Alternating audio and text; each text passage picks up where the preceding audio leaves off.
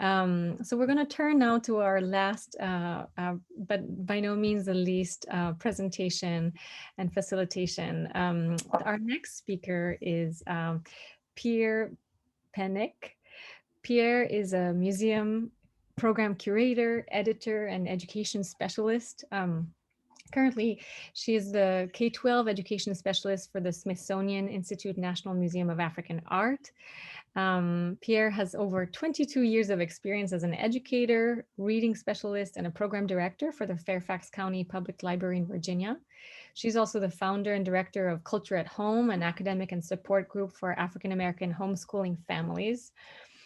Pier has taught a number of classes at the National Museum of African Art in African literature, film, music, art history, visual arts, mixed media, environmental science, math, and creative writing. Some of the things that she's going to talk about today have very much, and it's purposely also at the end, because that has to do with really making students work and making students shine and students' voice. She has created a number of coordinated summer writing workshops for teens and at various Smithsonian affiliated museums. I'm so grateful that Pierre can be part of this and bring in all the amazing resources of the National Museum of African Art.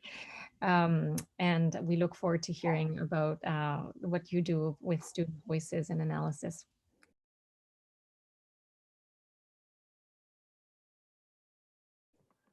Thank you so much, Elsa. And thank you to my fellow presenters as well. Really appreciated hearing everything you said. First, I want to start out with introducing all of you to an app that was created at the Smithsonian National Museum of African Art for their website.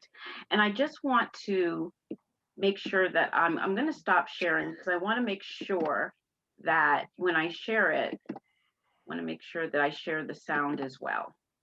So I'm going to go ahead and I'm going to introduce this app to you because we would love all of you. This app is for students and this app is for teachers as well. We would love for you to share this with your students in teaching about the Indian Ocean as well about the Swahili coast. So I'm going to go ahead and play it.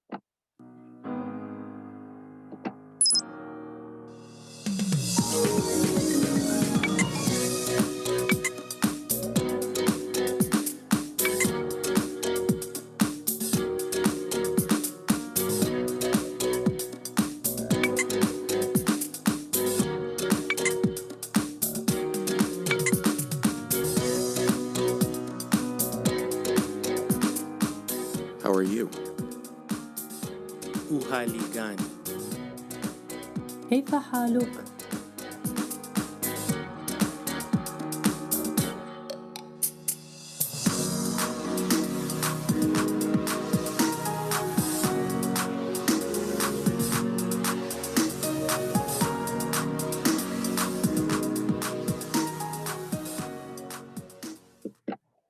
Okay, I'm hoping that all of you will download that app and share it with your students.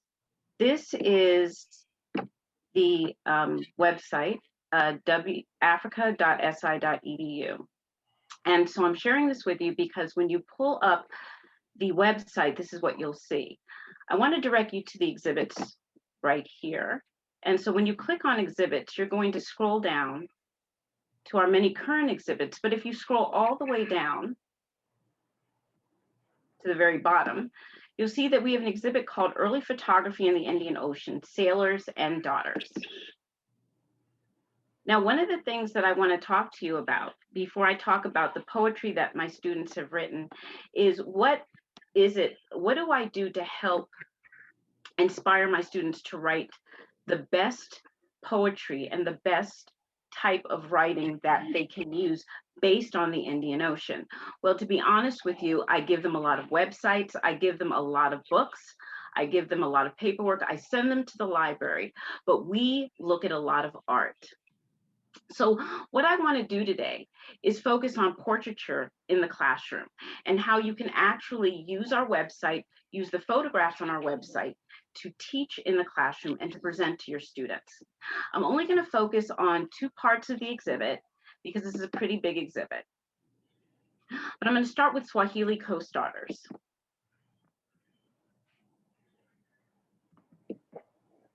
Now, this specific exhibit I think is perfect when presenting portraiture in the classroom. We're going to scroll down before we focus on 2 or 3 photographs. I think for most students, many of them are visual learners, and they take to visual learning. Many of them are audio learners as well. But here you see a variety of photographs that you can use, portraiture that you can use in the classroom. So we're going to just have you do a 30-second look. And while you're doing a 30-second look, I want to explain to you why it's important to use portraiture in the classroom in order to teach about history, and especially in the Swahili coast. I need you to be inspired to use portraiture in your classroom. No matter what subject you teach, whether it's social studies, history, English, or visual arts, you will learn and practice and use practical techniques to involve your students in creative and innovative ways. Now, what we'll do is we will use, let's focus on 2 portraits right here. The first thing I like to do with students is I like to focus on what do you see. So with all students K through 12, we really like to sort of ask them to learn to look at what it is we're presenting to you. So I ask you all, if you have energy, if you don't mind taking out a piece of paper and pencil and writing down a few things. And if you don't, if you just want to listen, that's fine too. But I want you to pretend that you are your student and I am your teacher. And I'd like to write down what exactly do you see? And maybe 1 or 2 things that you actually see. And we can just focus in on either the photograph on the left or the right, whichever one appeals to you. And then other questions you can ask your students is, what is the sitter doing in the portrait? A lot of this says a lot about time period, mannerism, and especially if these are women, how they were treated, how they were referred to. Another question that I would ask my students is, what symbols are used to give us clues about the life of the sitter? Again, all of these questions that I am asking you are in a packet that is in the resources that are provided for you during this session. It is a guide to portraiture provided to you by the Smithsonian National Portrait Gallery. Another question that I would ask is, what is the location of the sitter in the portrait? Is the location or background real or imagined? What clues help us determine that? All of these generate discussion. With my students, to inspire them to write, we engaged in more discussion than they did in research. And that helped them sort of evolve their thinking pattern and to create a mental trajectory of how they wanted to share their story with the rest of the world. Another thing you can look at is, what is the medium of this portrait? Describe the sitter's clothing. How does this reflect the sitter's place in society? List the adjectives that describe both the sitter and his or her emotions. Happy, sad, concerned, scared, pensive. What makes you say that? Another thing I like to do with students is I like to put 2 pictures next to each other, and I like to do a compare and contrast. That's always quite fun. Students like to engage in a lot of discussion. For the younger students, a lot of them like to, as we say in the portrait gallery, strike a pose. So they like to sort of imagine that they are actually in the portrait with the sitter posing and engaging. Another wonderful assignment that I've done with students in the past is I've asked them to put both pictures next to each other and then have each sitter in the picture write letters to each other. What would the sitters say to one another based on how they're posed? What are they wearing? What dialogue would both sitters create? What would they say? Think about it. How old do you think the sitter is?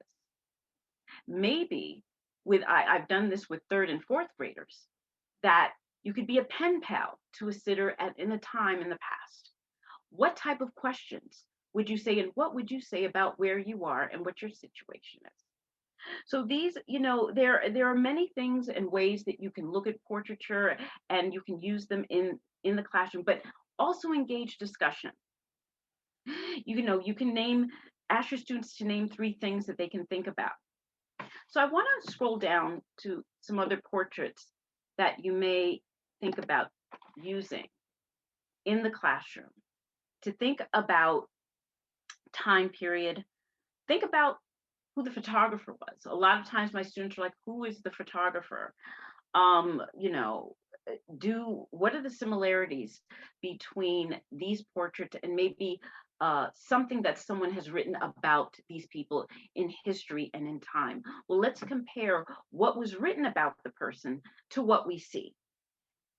Is it the same?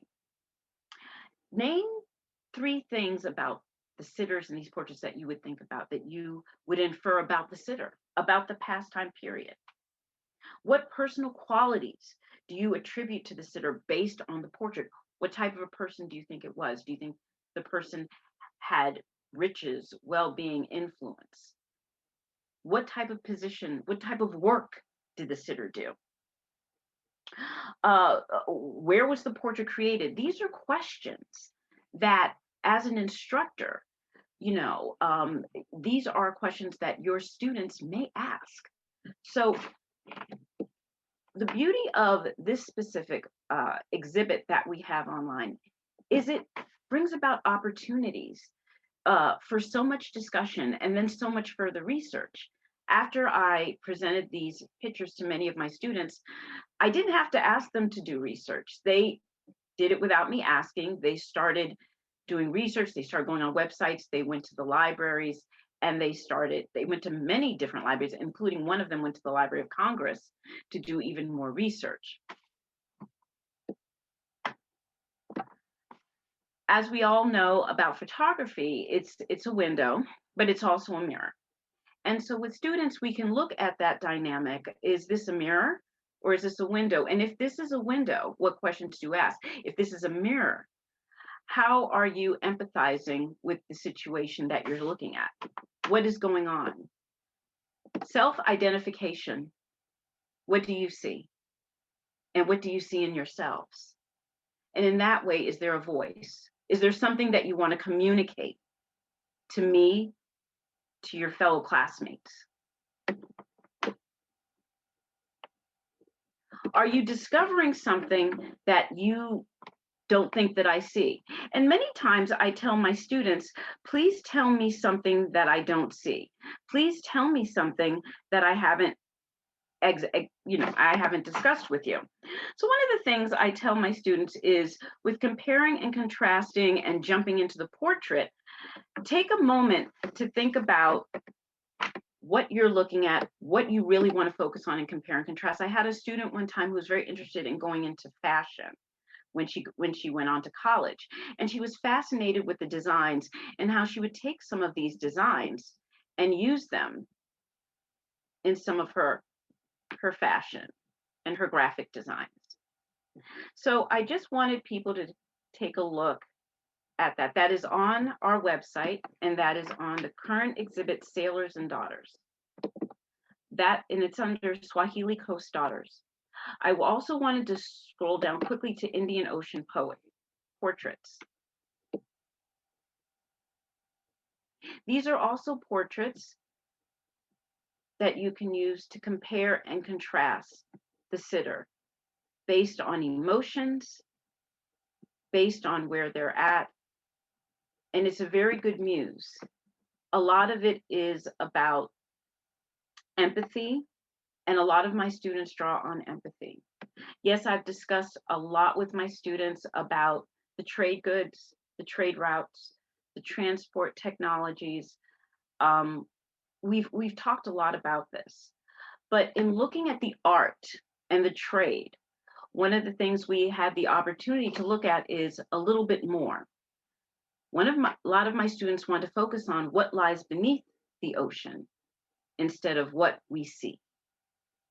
So I want to stop sharing because I'm going to give you the opportunity to share what many of my students have been working on. Now, to give you a little bit of history, I selected 4 students several years ago to perform poetry on the Indian Ocean that they had to write themselves. We worked on this for a month. Many students wanted to do this, but I only needed 4. I picked 4 students that were able to identify with the Indian Ocean concept.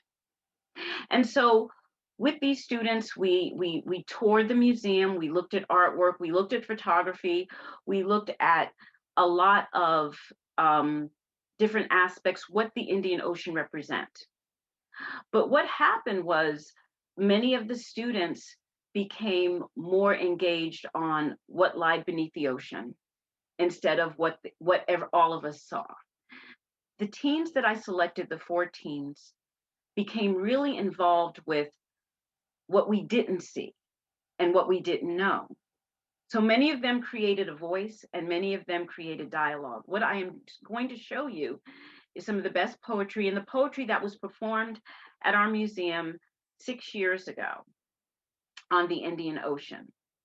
These poems can be found on the Connecting the Gem app that I introduced to you at the beginning. I'm going to focus on the first 4 to 5 lines of each poem, and I'm going to talk to you about how I worked with the students and let you know that with each student, I did very little editing. I find when students write, it's better to step back, let their voice come forward. The less editing, the better product. They like to know it's their voice. And this isn't necessarily math or science. It's not formulaic. There isn't one right or wrong answer. This is their ideas and this is their emotion. Our job is to guide and to inspire. This particular student, Carlotta Tyler, at the time was a senior when she wrote this poem. She went on to college, but I want to read the first 4 lines and we can think about what her inspiration came from. The title of her poem is The Lazuli Waves. Passive it is before the ship creaks, the eruption of a symphony quakes, fluent as a native spoken language, but foreign to the eyes it receives. Now I asked her, what made you say foreign to the eyes that it receives? And she said, basically, because we still have so many questions. We don't have all the answers. And so my poem is more guided towards what the answers are, sort of like that statement that James Baldwin made, that art is lays bare the questions hidden by the answers. So she has the answers, but the question is in the art of her poetry. So when you get a chance, I hope that you explore and you're able to read Carlotta's poem because it is very good. The next poem is just basically called Connecting the Gems by Khadijah Smith. Now, Khadijah and I had very long conversations about her monologue. Again, she is focusing more on what lies beneath the ocean. And she's into creating the stories that were lost that we don't know about, that maybe scientists and historians never found. So these are lost voices that don't exist. And I want to read some of the lines of her poem. Again, a lot of her poetry came from looking at photography and artwork.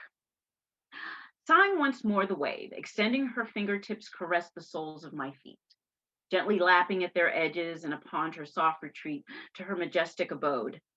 Left for me the gift of her story, embedded in the lingering scent of salt and sun, the two in bittersweet harmony, fragrances intertwined with every snippet of the past. I just want to read just a little bit more. Create a narrative that will allure my senses, passing my nose waft, a wisp of smoke, musky soulful ode. Its origin in the earthly ladle of a clay burner. Chips of chiseled wood rest against the sooty pieces of black charcoal. Willowy curls of aroma snake their way through the crisp air, trailing the fragrances captured in a maternal hug on a faraway shore, others infused in the woven fibers of a colorfully dyed rug now spread upon a lone deck. I hear the waves crashing upon the weathered sides of a boat. Finish this up. Once then, and again upon my wrinkly toes. When my students performed this poetry, it was in the exhibit around our exhibit on connecting the gems. And what our audience and our museum patrons got to witness was all these objects coming to life with Khadijah's poem. Now, Khadijah's poem is very, very long, so I would really like to encourage people to look at the app and read the poetry in its entirety on its own, because it is truly a song. I call it a song, a monologue. It's truly amazing. As you can see how long it is, but it's one that you have to absorb. Drew Body, my student, he went on to college after this, but he was 16 when he wrote this poem. And he said, "She is the mine of gems. She has been a zone of integration long before the internet."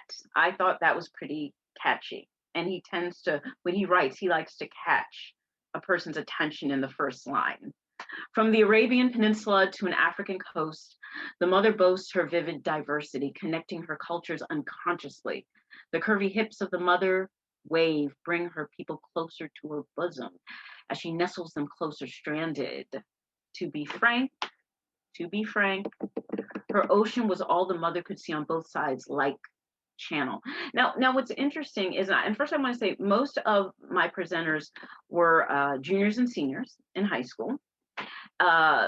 They did not, when they went on to college, they did not major in writing or English lit, but this writing was actually brought about just from the artwork that we focused on. We looked at a lot of artwork of the Swahili coast. We studied the Indian Ocean, and a lot of the muse here is the artwork and the artifacts and discussion. We discussed a lot of the history, but then again, the questions came up about the lost stories, the stories we don't know about. How can we bring those stories to life? How can we make those stories majestic? I'd like to invite you, when you get a chance, to please finish reading Drew Body's She is the Mine of Gems.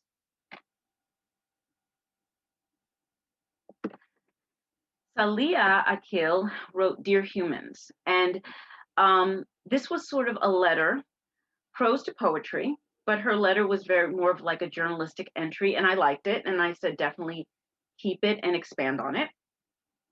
Dear Humans, I am sitting here waiting for you to further explore me, waiting while you discover more about what lies on my seafloor. There are beautiful things, but I'm not bitter. I've always been patient. I know one day you'll discover what lies in my depths. I'm writing this letter just to let you know that I have lots to teach you. Mysterious wonders wander under all of my salty waves. Some call waves gateways to other worlds. I call them blankets, an armor protecting all of my precious creatures, but you're welcome to come in. Come visit the magical things that live underneath my blue-green swells. Some call them gateways to other worlds. Sometimes I agree.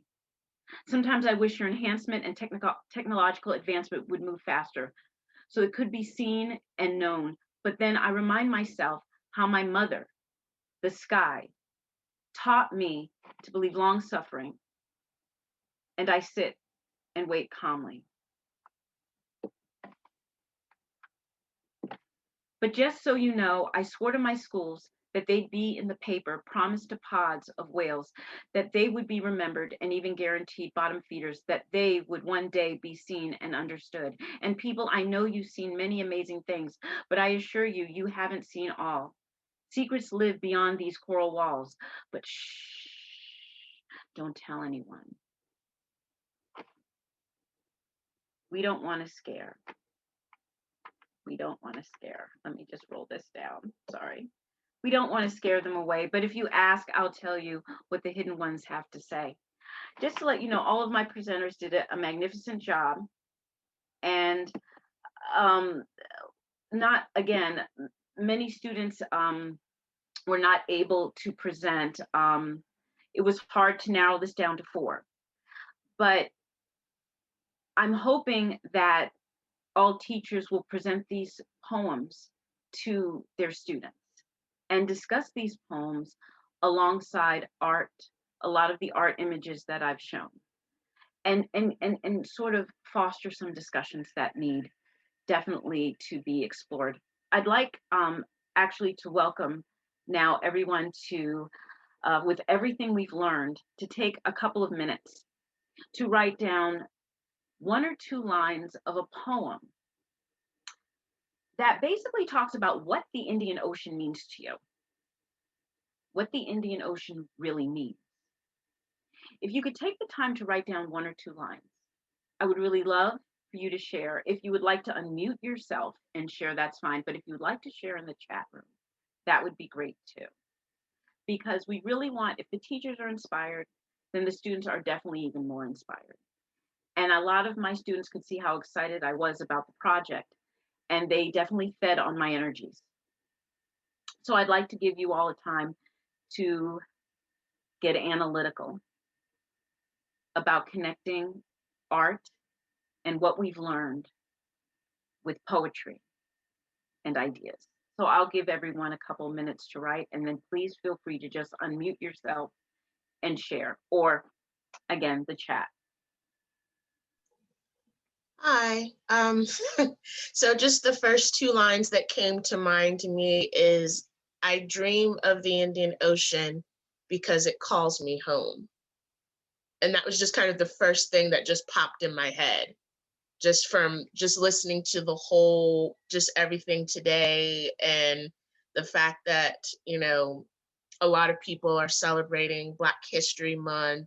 I work at a maritime museum, so it's, you know, looking at Black maritime heritage, local, regional, national, and global. So that's kind of just the first thing that just popped in. It's absolutely beautiful. It's interesting that there was something obviously nostalgic about the whole program, the whole workshop today. Yeah. Sort of bringing us back and remembering. And, you know, it's what I've often said to a lot of teachers is, if we don't have a passion for what we do, then the students won't sort of adhere to that passion. And then they'll sort of see, what's the point? As teachers, our job is to not just teach, but to inspire. And so you know, even if you were to show these poems to your students and then to present them with, this is what I did, you know, they can already see that passion. And then they're just, you know, we all know how to excite our students and get them engaged. And sometimes it's not easy. For many of them, they didn't know what the Indian Ocean really was, and they had never studied about it, and they knew nothing about it.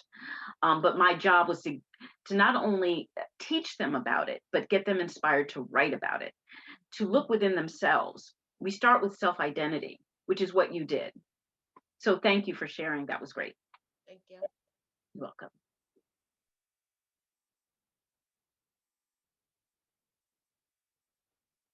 Does anybody else want to share? I encourage everybody to read some of the lines that are already in the chat box that were shared, inspired by this work. Oh, okay. Oh, okay. I have one that I began to write, if Okay. you'd like for me to say it aloud, but I did put it in the chat. Okay, yes, please. I think hearing it is just as great. So thank you. Please read.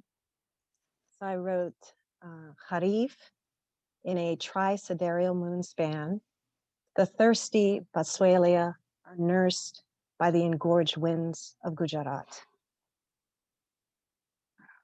That's amazing. That is beautiful. I love the linguistical connections, and the terminology that you used. That to me, you know, language is an art, and what I loved about how you framed the language is you created that artwork piece for us, and that's a great tool for comparative arts.